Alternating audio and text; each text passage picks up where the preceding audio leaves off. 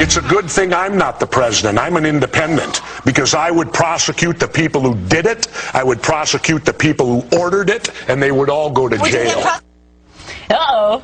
The governor, Jesse Ventura, isn't known for holding back in his latest book, Don't Start the Revolution Without Me, out in paperback now.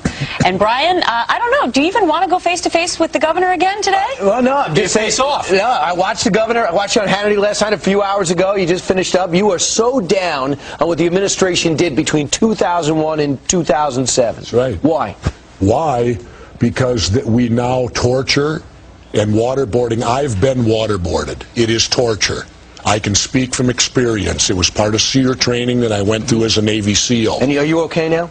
I'm fine. So is Khalid Sheikh Mohammed. He's about 60 pounds overweight, having a great time. It doesn't matter. If it was okay, then why don't we do it to criminals? When, if we've got gang members in L.A., okay, we know that their gangs are going to do bad things. When we arrest them, why don't we waterboard them so we can get information out of them? Do you want to stop? Because it's against the law. Don't come after me with that nonsense. What's nonsense? Waterboarding, because number one, if you torture someone, what you get is baloney. Well, it turns out they feel differently. The CIA feels differently than you do. If you read the 175 pages, they talk about, we got this guy, we get Hambali, we get his brother, and it happened by corroborating all this different evidence from the material they got. And they only waterboarded 3 guys, and on top of that, I want to know how you feel about the light deprivation, when you talk about sleep deprivation, when you talk about hot cold, when you talk about bugs. Does that all bother you? Yeah.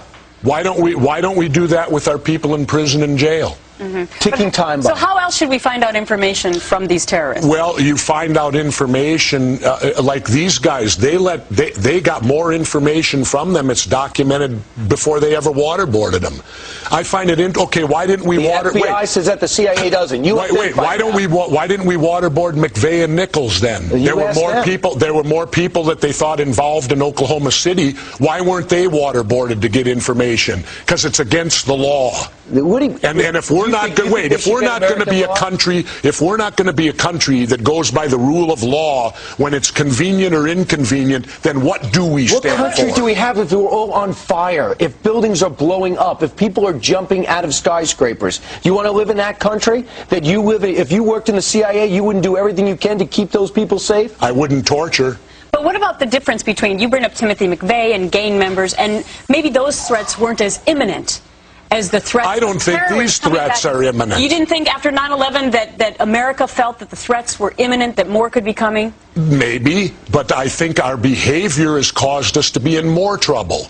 Now, they won't release these photos. Why? Because they know the Muslim world will go irate.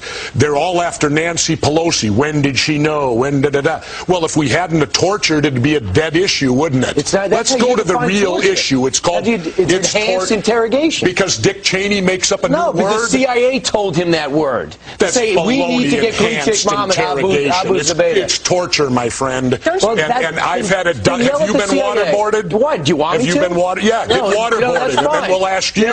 Let me waterboard you. I'm not blowing up America. I'm not trying to destroy this country. I'm not trying to fight against democracy everywhere we go. These people. Neither are they. These are the people that cut off Danny Pearl's head, and you're worried about their welfare. No, I'm not worried about their welfare. I'm worried about what our country stands for. Are you afraid of getting them radical? I'm worried about what this our country. Well, where's it going to end? We have to end Where is it going to end? When they're dead. Really? Yeah. Well, how come Al-Qaeda loses? Have you enlisted? Their philosophy? Have you enlisted, or are you just talking? No, am I just talking? You want me to enlist? Yeah. You don't like our armed forces? Go walk the walk. Don't talk the talk. So wait a second. So if I'm not in the military, I can't pull for America? Sure you can. Yeah, and I can't fight for America? But you ain't fighting for us. Yeah. While they continue to battle it out, if you're not in the military, take a quick break. We'll be right back.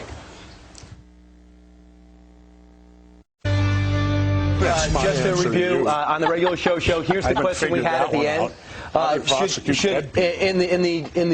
To be totally just, you believe that Dick Cheney, George Bush, and the whole administration should be prosecuted for their acts? Governor Jesse Ventura is with us. But if that is the case, then we should prosecute. We should have prosecuted Harry Truman. Should have prosecuted Abraham Lincoln. Should have prosecuted Franklin Delano Roosevelt. Are you for that? They're dead. But if you talk about justice.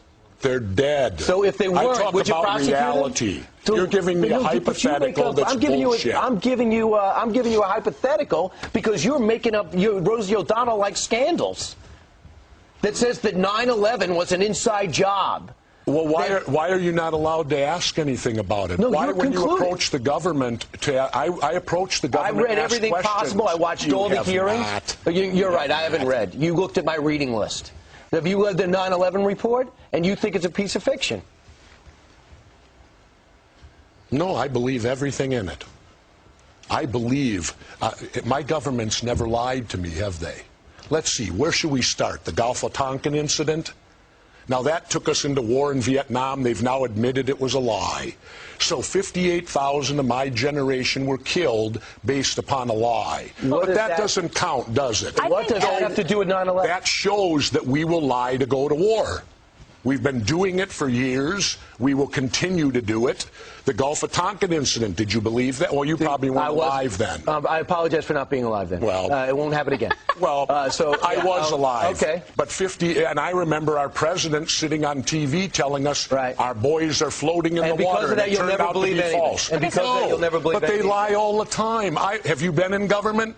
No, I have. All right, so that's for. So I've never been in the NFL, but I could watch a football game and judge what's going on. Why do we have the CIA embedded in all state government when their mission statement says that they're not? The question. If you just say one thing, you don't think the CIA has our best interests in mind. You don't think our intelligence branch. I never said any of that. But your questions and conclusions only lead to that one statement. That you think everyone's against America, the government's against America. True. Always remember, dissension's the greatest form of patriotism. Tom Jefferson said that.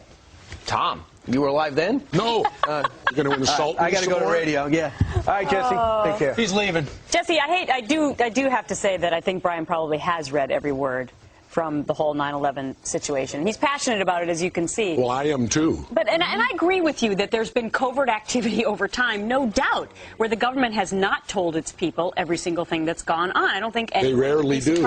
But when it comes to 9/11, are you so sure? No.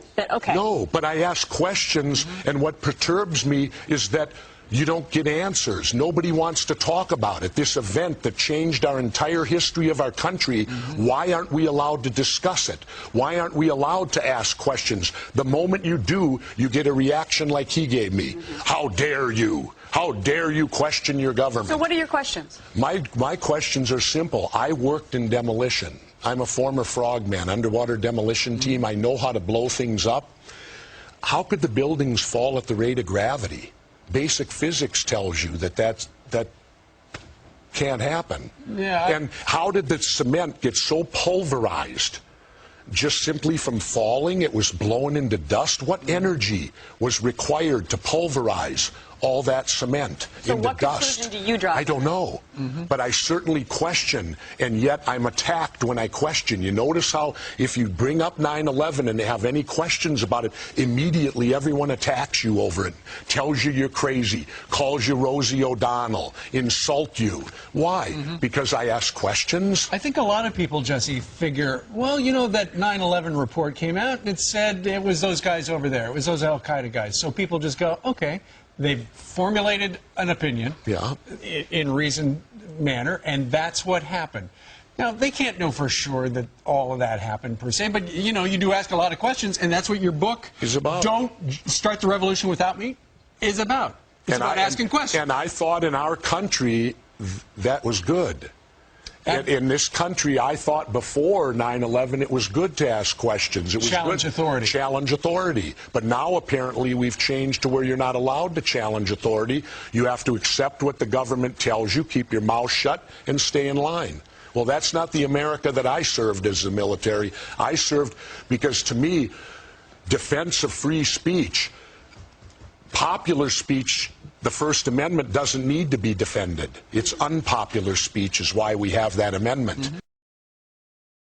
You question 9/11, you're asking unpopular speech today. So you would also like to question the Obama administration. It wouldn't just be the former Bush administration. Oh, I'd like to question everybody on it, because to me it doesn't, what happened that day, there are so many unanswered questions, and even the relatives, you saw the protests at the 9/11, and since when do you bring in witnesses that don't have to testify in open, where they're brought into closed door rooms and allowed to testify together? Let me get